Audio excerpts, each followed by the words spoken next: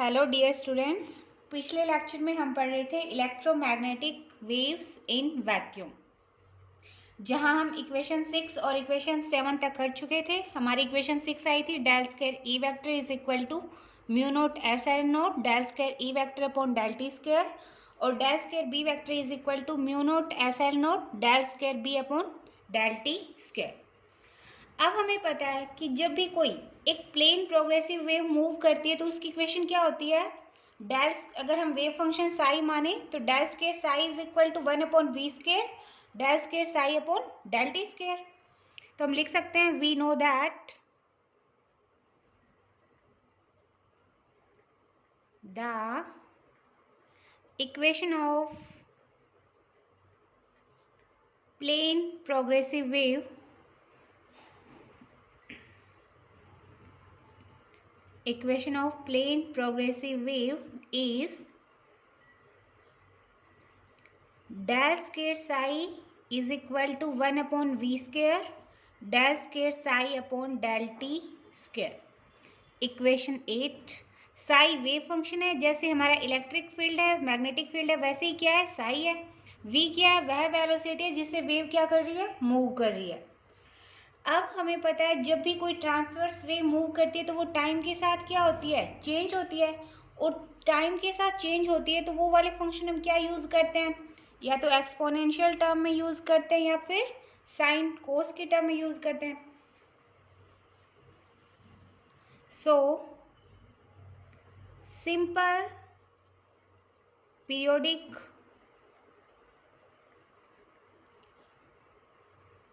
Change with time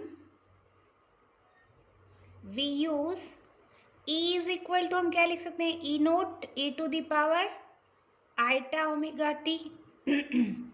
वहीं B को हम क्या लिख सकते हैं, B naught e to the power iota omega t. आप चाहो तो यहाँ पर साइन यूज कर सकते हो, कोस यूज कर सकते हो। अब देखो यहाँ से जब हम del E by del T निकालेंगे तो del E by del T की वैल्यू क्या आएगी अपनी, E naught e to the power iota omega T, और फिर आइटा ओमेगा टी का डिफ्रेंशिएशन करोगे तो क्या आ जाएगा, आइटा ओमेगा। अब देखो E naught e to the power iota omega T किसकी वैल्यू है, e की। तो del E by del T हम क्या लिख सकते हैं, iota omega E.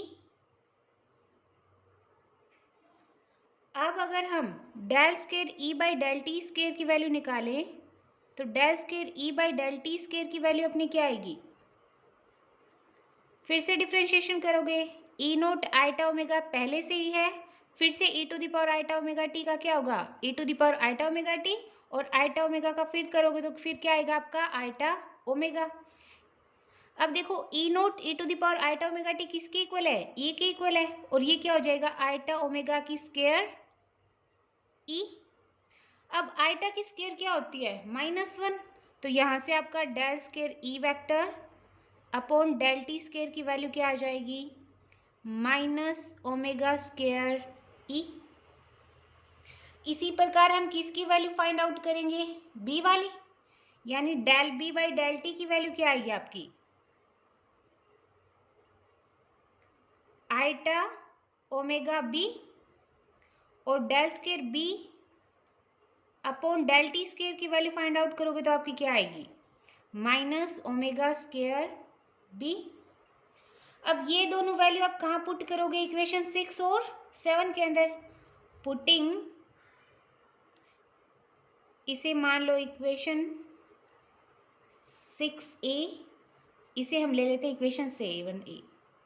So by equation 6, 7, 6a and 7a, del square E upon del T square वाली वैल्यू पुट करोगे आप इक्वेशन 6 में, और del square B upon del T square वाली वैल्यू कहाँ पुट करोगे, इक्वेशन 7 के अंदर। तो ये जब आप पुट करोगे तो आपका क्या आएगा, डेल स्क्वायर ई वेक्टर है is equal to mu naught epsilon naught, और del square E upon del T square की वैल्यू अपनी क्या आई है, माइनस ओमेगा स्क्वायर बी। यहीं आई, सॉरी ई यहीं आई है। इतना हो गया अपना, ई वेक्टर है। उसी तरह से 7a और 7 इक्वेशन से सोल्व करोगे तो डेल स्क्वायर बी वेक्टर की वैल्यू क्या आ जाएगी आपकी, mu naught epsilon naught minus omega square B vector आ जाएगी। अब देखो म्यू नोट एप्सिलॉन नोट किसकी वैल्यू होती है,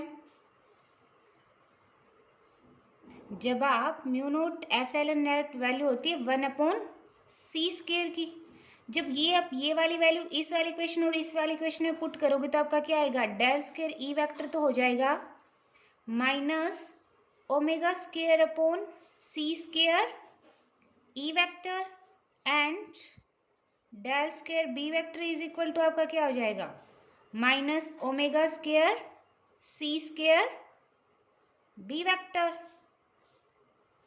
अब देखो के क्या होता है आपका, wave propagation constant, wave propagation constant value क्या होती है इसकी, ओमेगा बाई सी, के होता है आपका ओमेगा बाई सी। जब आप ओमेगा बाई सी की जगह के पुट करोगे तो आपकी इक्वेशन क्या बन जाएंगी, del square E vector is equal to आपका क्या आएगा, minus k square E vector. वही del square B vector is equal to आपका क्या आ जाएगा, minus k square B vector.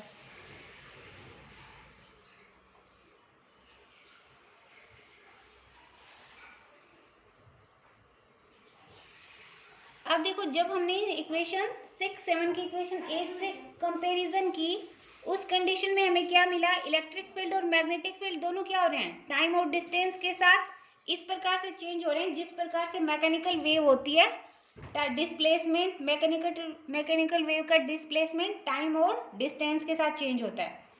अब देखो मैंने आपको थोड़ी देर पहले बताया था कि अगर कोई वेव पीरियोडिक फॉर्म में चेंज हो रही है तो उसे हम किस किस टर्म में लिख सकते हैं, या तो साइन कोस की टर्म में लिख सकते हो या फिर एक्सपोनेंशियल टर्म में लिख सकते हो।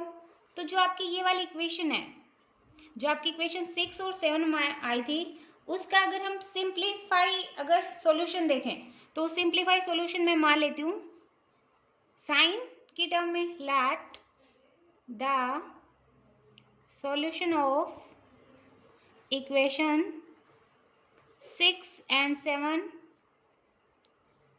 in simplify form E vector is equal to E naught sin omega t minus k vector dot r vector, और B vector is equal to B naught sin omega t minus के vector dot are vector. E naught और B naught क्या है, amplitude है। Here E naught and B naught are amplitude of electric field and magnetic field. और यहाँ पे omega क्या है, एंगुलर फ्रीक्वेंसी है। Here omega angular frequency and k आप जानते ही हो वेव प्रोपेगेशन कांस्टेंट। अब हम साइन की जगह कोसाइन भी यूज कर सकते हैं, और अगर आप जनरल सॉल्यूशन देखना चाहते हो एक्सपोनेंशियल के टर्म में तो वो हम क्या लिख सकते हैं, general solution in exponential term E vector is equal to आपका क्या आएगा, E naught exponential iota omega T minus के वेक्टर डॉट आर वेक्टर, और B vector is equal to क्या आ जाएगा, B naught exponential iota omega T minus के vector dot are vector. अब यहाँ से कहने का मतलब ये हुआ कि अगर पीरियोडिक फॉर्म में आपको चेंज करना है तो आप चाहो तो आप साइन कोस वाले टर्म में भी ले सकते हो, और चाहो तो आप कौन से टर्म में ले सकते हो, एक्सपोनेंशियल टर्म में भी ले सकते हो, कोई फर्क नहीं पड़ेगा। अब देखो अब हम कुछ वैल्यू निकालेंगे, मतलब अब हमने स्टार्टिंग में क्या देखा, c is equal to 1/√μ0 epsilon naught होता है, वो होता कैसे ये वो निकाल लेते हैं। तो फर्स्ट है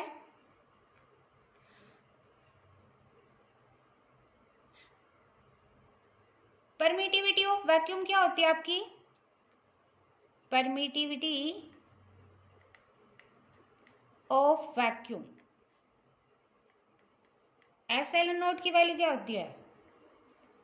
1/36 पाई इंटू 10⁹ फैराड पर मीटर होती है। और परमेबिलिटी क्या होती है?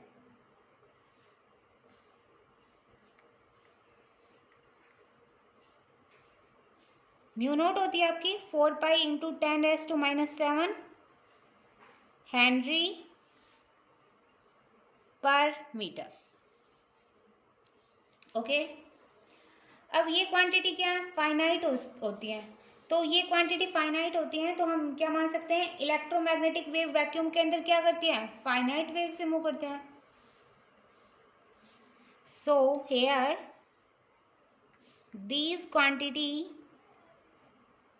these quantities are finite, so we can say that electromagnetic wave propagate with finite velocity। अब वो वेलोसिटी क्या होती है वो हम फाइंड आउट करेंगे। अब देखो वैक्यूम के अंदर इलेक्ट्रोमैग्नेटिक वेव की वेलोसिटी क्या होती है? Velocity of electromagnetic wave in vacuum C is equal to 1/√μ0 epsilon naught. अब आप जब वैल्यू पुट करोगे ये, यानी म्यू नोट की वैल्यू अपनी क्या है? 4 पाई इंटू 10⁻⁷ वाई उसकी क्या है? 36 पाई इंटू 10⁻⁹ यही है। अब देखो 9 ऊपर जाएगा तो क्या बनेगा? 10⁻⁹ 10⁻⁹ और 10⁻⁷ कितने हो जाएंगे? 16 हो जाएंगे माइनस के। अब 10⁻⁻16 का आप रूट करोगे तो ऊपर क्या आएगा? 10⁻16 का रूट करोगे तो 10⁻8 आएगा, और 10⁻8 ऊपर जाएगा तो किस में बदल जाएगा? 10⁻8 में। वहीं 4 को काटोगे इससे तो 9 पाई से पाई गया। अब ये 9 ऊपर जाएगा तो किस में रूट घटाओगे तो 1/3 आएगा, और 3 ऊपर जाएगा तो क्या बनेगा? 3। 9 तो 3 इंटू 10⁻8 आएगा, जो किसके इक्विवेलेंट आ रहा है आपका? C के इक्विवेलेंट, यानी 3 इंटू 10⁸ मीटर पर सेकेंड।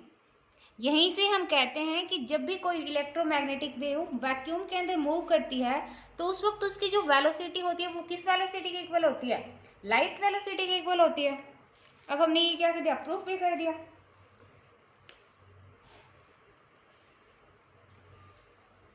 अब देखो मैक्सवेल ने ये क्या कंक्लूजन निकाला कि जो लाइट होती है और इलेक्ट्रोमैग्नेटिक वेव होती हैं, जो लाइट की वेलोसिटी भी क्या होती है? 3 इंटू 10⁸ होती है, और इलेक्ट्रोमैग्नेटिक वेव की वेलोसिटी वैक्यूम में क्या होती है? 3 इंटू 10⁸।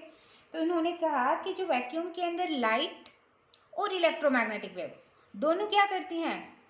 इक्वल वेलोसिटी से मूव करती हैं। तो ये क्या होनी चाहिए? इक्वल नेचर की होनी चाहिए। और यही मैक्सवेल का क्या होता है? क्या कहलाता है? लाइट का इलेक्ट्रोमैग्नेटिक थ्योरी। अब देखो ये तो बात हो गई हमारी किस बात की? वैक्यूम की हो गई। अब अगर कोई हम मीडियम ले तो मीडियम लेंगे, उस कंडीशन में वेलोसिटी क्या आएगी? अब देखो अगर हम आइसोट्रोपिक डाइलेक्ट्रिक मीडियम लें उसमें क्या होती है आपकी? परमिटिविटी एप्सिलॉन है और परमेबिलिटी क्या है? म्यू। तो उस कंडीशन में वेलोसिटी क्या होगी वो और देख लेते हैं। लिख लो, इन आइसोट्रोपिक डाइलेक्ट्रिक मीडियम, इन आइसोट्रोपिक डाइलेक्ट्रिक मीडियम परमिटिविटी क्या होती है आपकी? एप्सिलॉन, और परमेबिलिटी क्या होती है? म्यू। तो उस कंडीशन में वेलोसिटी क्या हो गया आपकी? 1/√μ एप्सिलॉन। यानी जब हम आइसोट्रोपिक डाइलेक्ट्रिक मीडियम लोगे उस वक्त क्या होगी, वेलोसिटी चेंज आएगी। यानी जब सिर्फ वेलोसिटी कांस्टेंट किस कंडीशन में आएगी, जब वेव किस मीडियम में मूव कर रही हो, वैक्यूम के अंदर मूव कर रही हो। तो ये बात तो हो गई हमारी, जब वेव वैक्यूम के अंदर मूव करती है तो उसकी वेलोसिटी लाइट वेलोसिटी के इक्वल आती है, और लाइट वेलोसिटी के इक्वल आती है उस वक्त मैक्सवेल ने क्या बोला कि यही लाइट का क्या होता है, इलेक्ट्रोमैग्नेटिक थ्योरी होती है। अब सेकंड पॉइंट, अगर हम माने कि जो रिफ्रैक्टिव इंडेक्स है किसी भी मीडियम का वो n है, if refractive index of medium is n, तो जो आपको रिफ्रैक्टिव इंडेक्स n होता है वो क्या होता है, velocity of light in vacuum और velocity of light in medium का क्या होता है, रेशियो होता है। यानी refractive index is the ratio of velocity of light in vacuum and velocity of light in medium. So n velocity of light in vacuum and velocity of light in medium। अब देखो हमने थोड़ी देर पहले क्या था, वेलोसिटी लाइट की vacuum के अंदर क्या थी, c थी, और मीडियम के अंदर क्या थी, v थी। c की वैल्यू क्या थी अपनी 1/रूट म्यू नोट एप्सिलॉन नोट, और v वाली क्या थी 1/रूट म्यू एप्सिलॉन थी। अब ये कहाँ जाएगा ऊपर और ये कहाँ जाएगा नीचे, तो n इज इक्वल टू हमारा क्या आएगा, mu epsilon upon mu naught epsilon note, यही आएगा। अब देखो म्यू क्या होता है आपका, जो मीडियम वाला होता है वो क्या होता है, रिलेटिव परमेबिलिटी और वैक्यूम की परमेबिलिटी का मल्टीपल होता है। वहीं आपकी जो मीडियम की परमिटिविटी होती है वो क्या होती है, रिलेटिव परमिटिविटी और वैक्यूम की परमिटिविटी का मल्टीप्लिकेशन।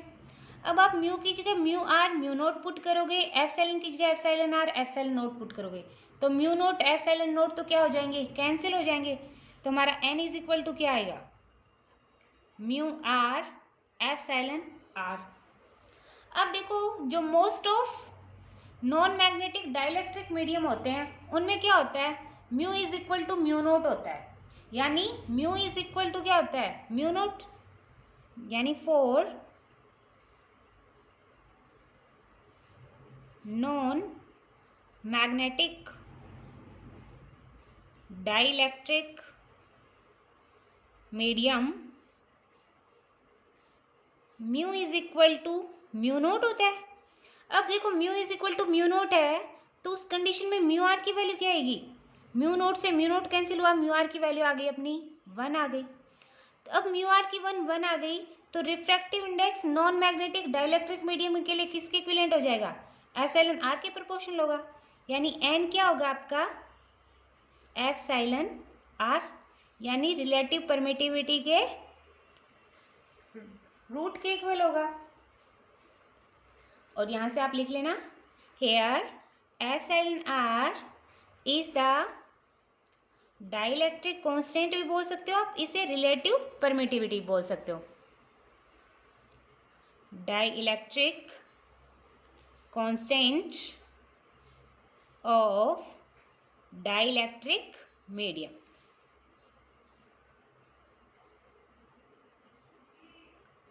तो इस प्रकार से डाइलेक्ट्रिक मीडियम का रिफ्रैक्टिव इंडेक्स क्या आ गया, डाइलेक्ट्रिक कांस्टेंट के स्क्वायर रूट के इक्वल। सो डाइलेक्ट्रिक, सो रिफ्रैक्टिव इंडेक्स